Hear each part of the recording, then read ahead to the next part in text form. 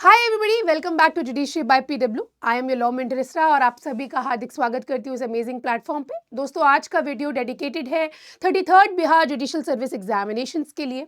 इस वीडियो में आपको मैं बताने वाली हूँ क्या सिलेबस होने वाला है, किस तरह से आप इस एग्ज़ाम को क्रैक कर सकते हैं, क्या स्ट्रैटेजी होनी चाहिए आपकी इस एग्ज़ाम के रिगार्डिंग, और साथ ही हम यहाँ पे डिस्कस करने वाले हैं कि आप यहाँ पे क्या मिस्टेक्स अवॉइड कर सकते हैं जब आप इसकी तैयारी करें। तो quickly let us just get into the video. बहुत ही जल्द देखा जा सकता है कि बिहार जुडिशरी का नोटिफिकेशन आए, तो आपको नोटिफिकेशन का वेट नहीं करना चाहिए, क्योंकि दोस्तों देखिए, अगर आप नोटिफिकेशन का वेट करेंगे तो आप साथ ही साथ तैयारी जब करना शुरू करेंगे प्रीलिम्स या मेंस की, तो बहुत ज़्यादा लेट हो जाएगा। इसीलिए हमेशा याद रखिए, जब भी आप कॉम्पिटिटिव एग्जाम की तैयारी करते हैं जहाँ पे 3 स्टेजेस होती हैं, प्रीलिम्स, मेंस और इंटरव्यू, आपको नोटिफिकेशन से पहले आपने निश्चय ले लिया, दृढ़ निश्चय ले लिया आप ये पेपर दोगे, तो आप मेंस की तैयारी शुरू कर देते हो। नोटिफिकेशन आता है, मेंस की तैयारी पे लगता है हॉल्ट, प्रीलिम्स की तैयारी शुरू हो जाती है। प्रीलिम्स आप क्रैक करते हैं, मेंस की आपकी 50-70-60% जितनी भी तैयारी है वो ऑलरेडी हुई हुई होती है। बाकी 30% आप तैयारी उन 1-1.5 महीना 2 महीना जो भी आपको मिलता है उसमें करते हैं। उसके बाद आप उसको क्रैक करके इंटरव्यू देते हैं और फिर फाइनल आपका सिलेक्शन हो जाता है और आप मेरिट लिस्ट में होते हैं। यही स्ट्रैटेजी होनी चाहिए आई थिंक हर कैंडिडेट की। अगर इससे कुछ भी हटके हो रहा है, I am not very sure कि आपकी तैयारी सही राह पे है या नहीं है। Yes, we do understand, yes we know that कि नोटिफिकेशंस नहीं आ रहे हैं, वैकेंसीज नहीं निकल रही हैं। This exam is not like UPSC जो कि हर साल हो। बट हम यहाँ पे ये भी नहीं कह सकते कि आप खाली हाथ बैठिए। अगर आप तैयारी नहीं करेंगे तो आप पीछे रह जाएंगे। आपने अगर 3 साल 4 साल दे दिए और अगर अभी भी हम आपसे कहें कि नहीं नहीं बैठो बैठो अभी तो नोटिफिकेशन आएगा, तो वो 3-4 साल जो आपने दिए हैं ना वो भी वेस्ट हो जाएंगे। इसीलिए वो गर्मी जारी रखनी है ना। जब लोहा गर्म होगा तब हम हथौड़ा मारेंगे, लेकिन लोहे को तो गर्म रखेंगे। आप समझ रहे हो ना। तो अपने आप को उस हिसाब से मोल्ड करिए दोस्तों, ये बहुत ज़रूरी है। मैं आपको पर्सनली बता रही हूँ चीज़, अपने पर्सनल एक्सपीरियंस से। Let us just get into the video दोस्तों।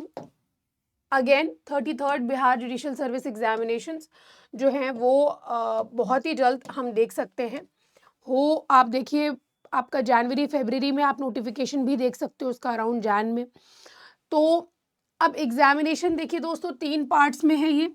प्रीलिमिनरी आपका प्रीलिम्स होता है, प्रीलिम्स, मेंस और interview. I am very sure ये आप सभी जानते हैं, इससे आप लोग अच्छे से अवेयर हैं। जब भी हम लोग बात करते हैं दोस्तों प्रीलिमिनरी की, जब हम प्रीलिमिनरी एग्जामिनेशन की बात करते हैं, टॉकिंग अबाउट बिहार जुडिशरी, तो आपके 2 पेपर होते हैं। पहला पेपर होता है आपका जनरल नॉलेज,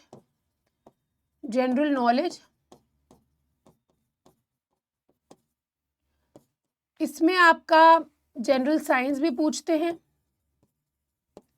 जनरल साइंस भी आता है, करंट अफेयर्स, या बेसिकली अभी आप, क्योंकि हम सिलेबस आपको आगे बताएंगे, ये आप लिखिए मार्क्स इसमें 100 नंबर का होता है। दूसरा जो आपका पेपर होता है वो आप लिख लीजिए लॉ का होता है। और ये जो मार्क्स होते हैं इसमें होते हैं 150 मार्क्स।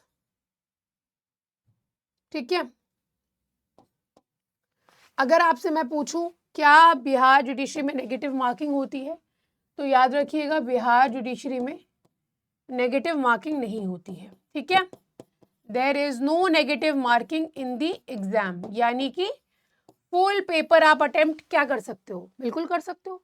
फुल पेपर आप अटेम्प्ट कर सकते हो। सारे ऑप्शंस को आपको 250 में से सेफ स्कोर, अगर मैं आपसे बोलूं विदाउट नेगेटिव मार्किंग, अगर आपका सेफ स्कोर होना चाहिए 250 में से, तो अराउंड आपका स्कोर जो है 250 में से आपको, मतलब for being safe you have to touch around 191। हालांकि इससे कट ऑफ बहुत ज़्यादा नीचे रहता है, कट ऑफ इससे काफ़ी ज़्यादा नीचे रहता है, बट 190-180 के अराउंड अगर आप हो तो आप मोर देन सेफ हो। कट ऑफ नीचे रहता है दोस्तों, कट ऑफ इज डाउन। आगे बढ़ते हैं दोस्तों। जीके जीएस की अगर हम लोग बात करें, जीके जीएस का जो पेपर होता है इसमें ये करंट अफेयर्स भी पूछते हैं, सारी चीज़ें पूछते हैं। तो आइए हम एक बार डिस्कस कर लें कि जीके जीएस का पैटर्न है क्या एक्चुअली। सबसे पहले जनरल साइंस की हम लोग बात करने वाले हैं। साइंस जो है ये प्रीलिम्स की बात हो रही है, डोंट वरी, हम मेंस की भी बात करेंगे। फिजिक्स, केमिस्ट्री और बायो, ये आपका 10-10 नंबर के 10-10 नंबर के आपसे पूछे जाएंगे। Physics, chemistry, bio. अब इसमें क्या पूछा जाएगा? इसमें दोस्तों जनरल प्रिंसिपल्स या जो बेसिक्स होते हैं साइंस के वो पूछे जाते हैं। जैसे कि आपकी डेफिनेशंस हो गई, जैसे कि आपके इन्वेंशंस हो गए, जैसे कि आपके मान के चलिए कोई ऐसे इंस्ट्रूमेंट्स नहीं होते हैं, इंस्ट्रूमेंट्स हो गए, जैसे कि आपके डिजीजेस होते हैं, नहीं, डिजीजेस पूछ लेता है। जैसे कि आपके विटामिन्स मिनरल्स के बारे में पूछ लेगा, विटामिन्स मिनरल्स, ये सारी चीज़ें बेसिक चीज़ें जो होती हैं जनरल प्रिंसिपल साइंस के, ये पूछते हैं। Current affairs, yes, very very important, बहुत ही ज़्यादा इंपॉर्टेंट है। करंट अफेयर्स का रोल भी बहुत ही ज़्यादा इंपॉर्टेंट है। करीबन आपको करंट अफेयर्स देखने को मिलेगा 20 से 30 मार्क्स का, 20 to 30 मार्क्स का। ऑल दी लैंडमार्क इवेंट्स, सारे लैंडमार्क इवेंट्स, पॉलिटी बेस्ड जो भी न्यूज़ होगी, आपके फिंगर टिप्स पे होनी चाहिए। I hope it is visible to all of you, है ना। पॉलिटी बेस्ड आपकी सारी न्यूज़ आपको तैयार रखनी है। केसेस अगर कोई भी हैं, बिल्स अगर कोई भी, यानी कि जो आपकी CLK होती है, करंट लीगल नॉलेज, बहुत ज़्यादा इंपॉर्टेंट होती है। इस तरह से आपको करंट अफेयर्स की तैयारी करनी है। साथ ही बुक्स, ऑथर्स रीसेंट, साथ ही अगर मान के चलिए सुप्रीम कोर्ट का कोई भी डायरेक्टिव आया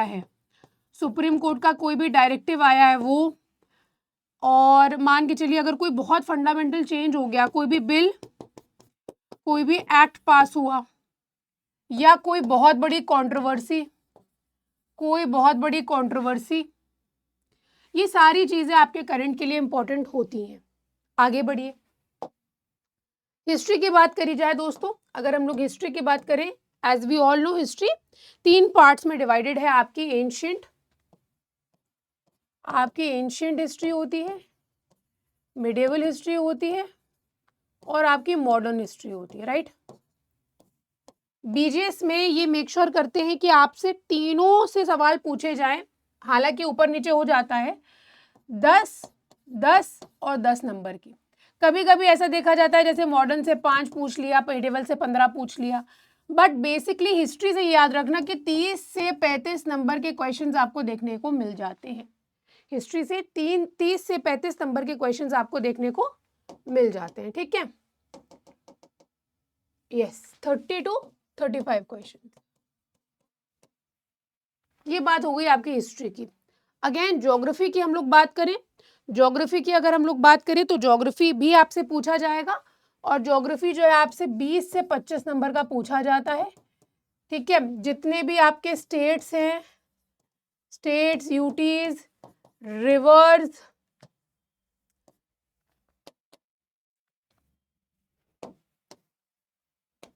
आपकी रिवर्स,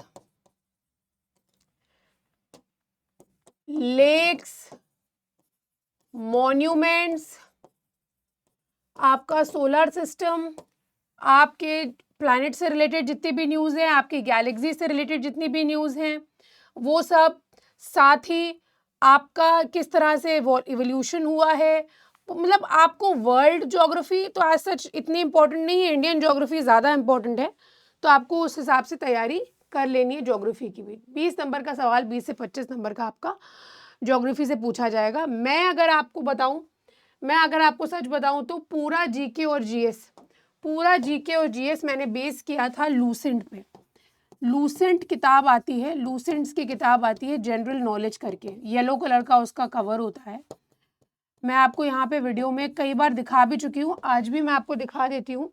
लूसेंट्स की जनरल नॉलेज की किताब आती है, ये किताब होती है। पूरी तैयारी मेरी इसी से थी। जब मैंने बिहार की तैयारी करी, बहुत सारे ऐसे लोग हैं जो पूरी अपनी तैयारी इसी किताब पे बेस करते हैं। सो सारी चीज़ें आप तैयार रखिए और इस किताब से आपको तैयारी किस तरह से करनी है। प्रीलिम्स की स्टेज की मैं बात बता रही हूँ। प्रीलिम्स आप लूसेंट से कर सकते हो, ये वाली किताब लूसेंट से प्रीलिम्स निकल सकता है आपका बहुत ही इजीली। बट एक स्ट्रैटेजी ये है कि आप ट्रस्ट करो, एक सोर्स को ट्रस्ट करो और आपका प्रॉपर रिविजन होना चाहिए। स्ट्रैटेजी आपको क्या होना चाहिए? Proper revision, proper timely revision, यानी कि एग्जाम आते आते एटलीस्ट 10 टाइम्स आपका वो पोर्शन जो आपको एग्जाम में कवर करना है वो 10 बार आपने कम से कम इसका रिवीजन कर लिया हो। समझ रहे हो आप? 10 बार किताब आपने पढ़ ली हो। तो ये आपके कुछ ऐसे पार्ट्स हैं जिससे क्वेश्चंस होंगे। ये 20, 25, 30, 35 इसी तरह से आपके पूरे 100 मार्क्स का क्वेश्चन होने वाला है, क्वेश्चन पेपर आने वाला है। बात करेंगे दोस्तों लॉ की। अब लॉ मैंने आपको जैसा बताया, लॉ आपका 150 मार्क्स का होगा, नेगेटिव मार्किंग होगी नहीं। सबसे पहले अपने मेजर लॉज की हम लोग बात कर लेते हैं। सबसे पहले मेजर लॉज की बात कर लेते हैं। मेजर लॉ में जो आपसे पूछा जाएगा, इसका सेट है ना बेटा, पूरा सेट है। वही सेट आपको मेंस में भी पूछा जाता है, बट मैं आपको बता देती हूँ मेजर में आपसे पूछेंगे ये कॉन्स्टिट्यूशन, ठीक। उसके बाद मेजर में आपका आएगा पूरा प्रोसीजर आएगा। मेजर में आपका सीपीसी, सीआरपीसी या बीएनएसएस, आपका this thing evidence that is BNS, BSA, sorry BSA, IPC यहाँ नहीं आती है दोस्तों। उसके बाद आपका आता है यहाँ पे मेजर में आपको देखने को मिलेगा, let me tell you, major में आपका आएगा एक तो कॉन्ट्रैक्ट,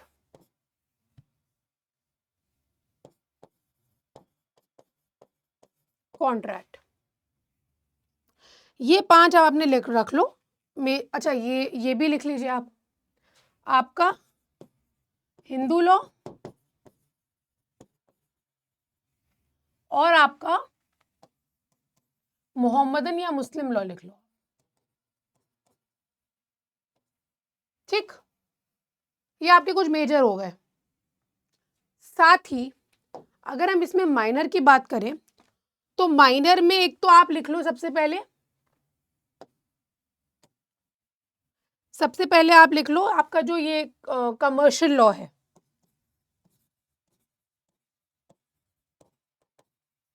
ये जो आपका कमर्शियल लॉ है, आपका एसआरए है, आपका इक्विटी, ये ट्रस्ट एक्ट है आपका, इक्विटी एंड ट्रस्ट हम पढ़ते हैं साथ में, इक्विटी हो गया। साथ ही आपका ये जो आता है दिस थिंग एडमिनिस्ट्रेटिव